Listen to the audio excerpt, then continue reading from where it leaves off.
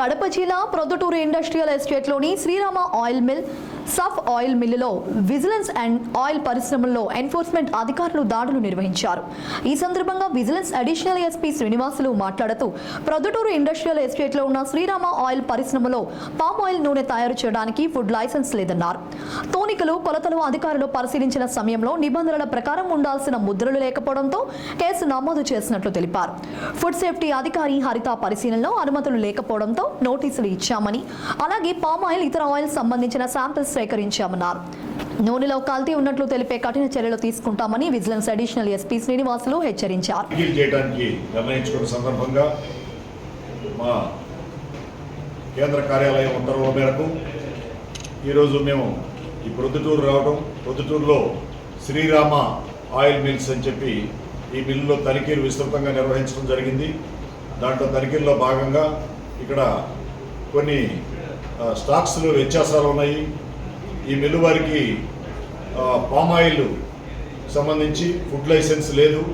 అయినప్పటికీ ఇక్కడ వారు పామ్ ఆయిల్ని దిగుమతి చేసుకోవటం, అదేవిధంగా పామ్ ఆయిల్ని విక్రయించడం జరుగుతుంది.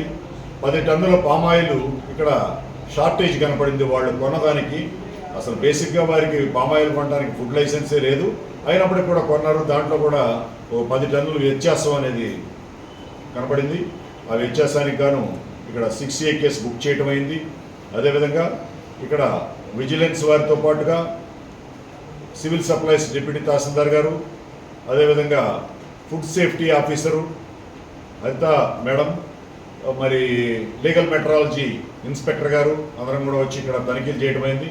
ఆ తనిఖీల్లో భాగంగా లీగల్ మెట్రాలజీ వారు ఇక్కడ ఉన్నటువంటి కాటాకి సరైనటువంటి ఆ యొక్క సీల్స్ లేవు అని చెప్పి, ముద్రలు లేవన్న కారణంగా వారు కేసు బుక్ చేయడం అయింది. ఇక్కడ నుంచి శాంపిల్స్ తీసి ఆ శాంపిల్స్ అన్నీ కూడా హైదరాబాద్లో ఉన్నటువంటి ఫుడ్ ల్యాబొరేటరీకి, నాచారంలో ఉన్న ల్యాబొరేటరీకి పంపించడం జరుగుతుంది. మరి తదుపరి ఆ రిపోర్ట్ వచ్చిన తర్వాత దానికి సంబంధించినటువంటి చర్యలు కూడా ఉంటాయి. ప్రొద్దుటూరు ఈ యొక్క పరిసరాలు, ఈ యొక్క ఎడిబుల్ ఆయిల్స్కి ఇక్కడ చాలా యొక్క వ్యాపారం ఉంది, మిల్లులు ఉన్నాయి.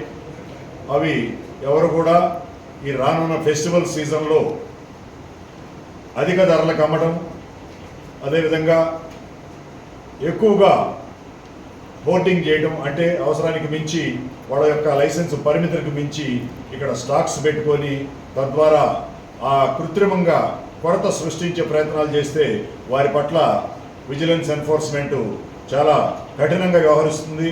వారందరినీ కేసులు పెట్టి మరి కోర్టుల్లో బుక్ చేయడం జరుగుతుంది.